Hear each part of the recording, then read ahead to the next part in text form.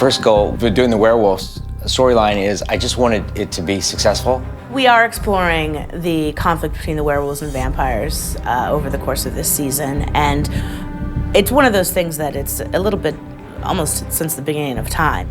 I am rather surprised that you'd come looking for me. Because you're the rope in the Salvatore brothers' tug of war? No, because I'm a vampire who could kill you in your sleep. By virtue of being damned to the night, these two completely different creatures battle it out. I'm gonna put some silver into Mason Lockwood and prove that he's a werewolf. See you at the barbecue. Unlike other, movies and TV shows, a werewolf bite can kill a vampire in our world of Mystic Falls. How bad is it? It hurts. Werewolves have a perceived advantage. However, vampires can turn people at will and create more vampires, whereas with the werewolves, it's a little more difficult because it's a bloodline.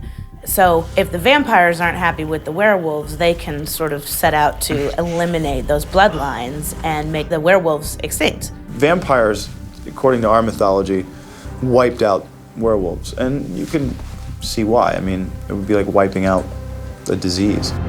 Caroline. You just stood there when they were going to kill us? I'm sorry. No, it's too late. Because we're not friends anymore. Take that back to your little werewolf pack and you get the hell out of my house. It's a cultural war of two people that are basically just not destined to be on the same team. And that's why it's been fun to explore Caroline and Tyler's relationship, because really there's so much working against them. It's very much Romeo and Juliet in that way. The thing that works so well is the chemistry between Caroline and Tyler, between Candace and Michael Trevino. By putting her there and making sort of such an emotional little storyline between friendship or budding love or an attraction or whatever it was they have at that moment, I knew the scene was gonna work. Tell me what triggers a curse. You have to kill somebody. Human blood. You take another person's life away from them, then the curse is yours forever. To activate the werewolf curse, you have to have the werewolf gene that's passed down from, parent to child to grandchild, etc. You can live your whole life and never have any clue that you are carrying this gene. Tyler, look out! Someone has to die at your hands in order to trigger the curse. And Mayor Lockwood had never triggered the curse. Most people in the Lockwood family hadn't. They never really turned into wolves, not since the olden days. It's sort of that we were playing that the curse had been snuffed out. And then Tyler's and Uncle Mason, they were triggered. It's a moonstone. I looked it up online. It's a natural rock, but they're supposed to have all sorts of supernatural legends attached to them. So the curse of the sun and the moon all revolve around the moonstone. The moonstone is what's able to break it. The curse binds the werewolves to have to change unwillingly to transform into a werewolf whenever there is a full moon. There's not a lot of upside to being a werewolf. I mean, yeah, you get to kind of be a badass and you get to have agility and, kick some ass a little bit, but it's not as sexy as being a vampire. You're gnawing up people in the woods every full moon. So any werewolf with any kind of humanity is sort of gonna wanna figure out a way to not be controlled by the full moon. The first couple of years of being a werewolf is torturous. And I just wanted to make sure that Tyler Lockwood had a reason to truly not want to do it again. In order for it to be broken, there is a lot more at stake. There is a giant sacrifice that needs to be taken place. It involves a witch, it involves a vampire, it involves the moonstone, and most significantly, it involves the blood of the doppelganger. Those of us who have seen the whole season know that there's actually a lot more to it than that, and that the curse itself is something that, much like the game of telephone, has been perverted and distorted over the years. And when it all comes down to it, this curse has nothing to do with the sun and the moon and the werewolves and the vampires whatsoever. I'm so proud of this show. I'm proud of all the people that work so hard on it. Everyone loves what they do. They love being a part of something, and they have a family unit down in Atlanta. And that's why it's so magical for me. Sex virus. Magis Demisa.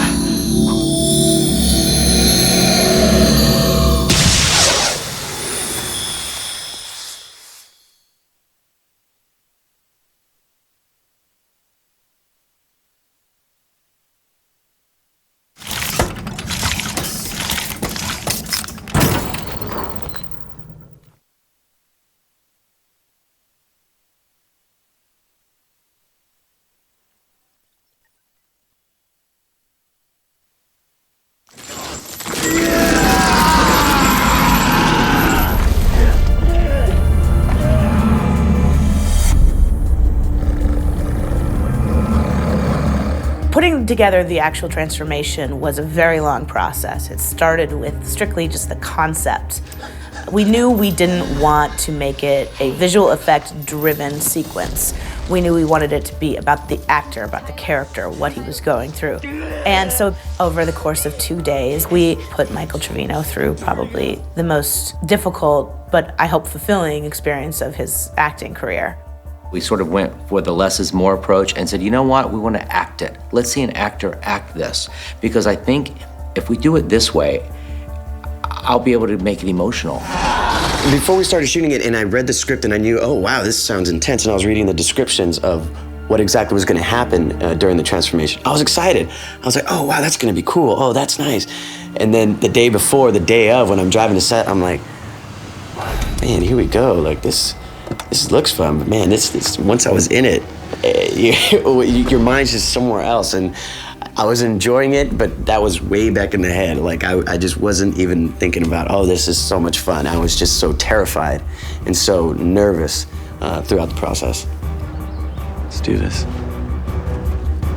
The director asked Michael to get into some physical movement training to find a dance-like quality in his movements. So it wasn't just acting pain, it was embodying an experience physically. And Michael worked really, really, really hard to bring it on the day, to be in his tip-top physical shape and his tip-top emotional shape.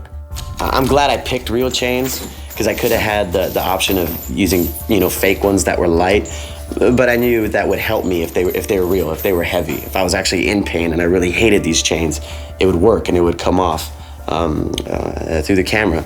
But it was pinching me a lot on both of my knees and both of my wrists, and they were heavy, so just bringing me down. And on that set, that's real dirt and sand there on the ground. That's real gravel that I'm rolling around in, so it was cutting my body up, for sure. When the arm breaks in the opposite way, I would have to pretend it's breaking. It was a lot of stretching. I should have done some yoga before, but it was hard for me to just get in weird positions and pretend like, okay, now your arm's breaking. The arm breaking was, actually we just ended up replacing his arm completely with a computer-generated version of the arm. The first step that we do on the day on the principal photography, we make sure that there's sufficient tracking data on the body of the actor. So everywhere we're going to be replacing the body of the actor with a computer-generated version of the body. We need to have tracking points that we can later lock on our computer-generated mesh, such as the skeleton, the bulging bones, the muscles, etc. After that, we have the actor scanned in 3D, and then we track that geometry onto the real actor, and then we match the lighting on set and textures and the shading.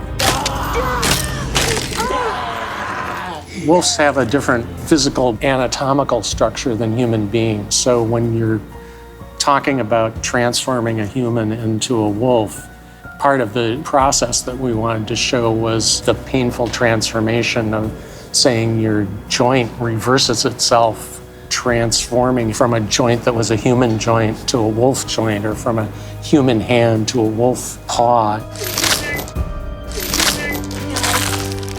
We put a lot of tracking marks on the face, so then we can digitally grow hair and whiskers from his real face. So we would track in a computer-generated face onto him, and then we would grow computer-generated hair and whatnot. Because you're starting with a real human face, and we used that in-house developed software that allowed us to deform a dog's face or a human face, we were able to take his face and distort it in ways that made it much more scary, and yet it's recognizably him. And that recognition, combined with the scariness, made for the greatest impact. It really worked pretty well.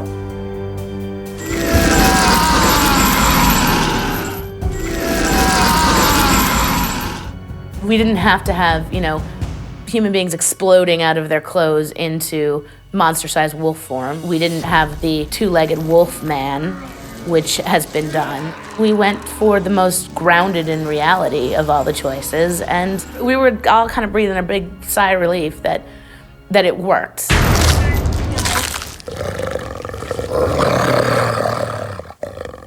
His entire insides are now moving around and transforming and changing and shifting and redeveloping and reorganing.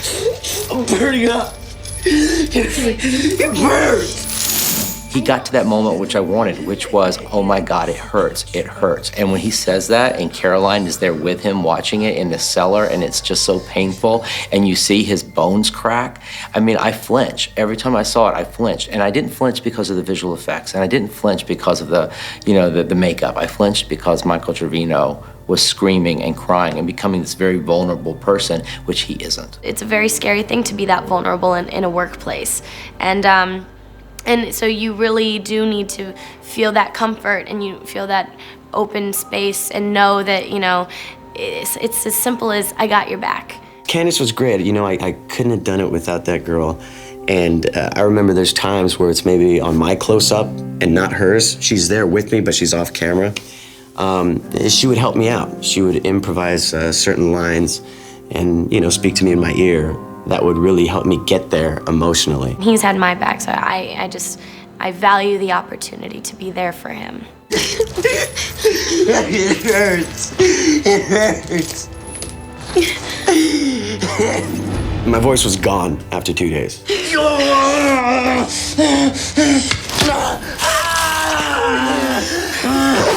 Take after take of screaming, at the top of my lungs. It's difficult. It's hard. You only have that in you so many times. It was fun, but it was difficult. He really blew a lot of people's minds. Fans, press, critics, however you want to look at it, people were talking about Michael after that scene, and they should have been, and I'm glad. I've been down this werewolf train before, and this time I felt like it was a huge success, and I think the reason it was a success was because of, first and foremost, Michael Trevino.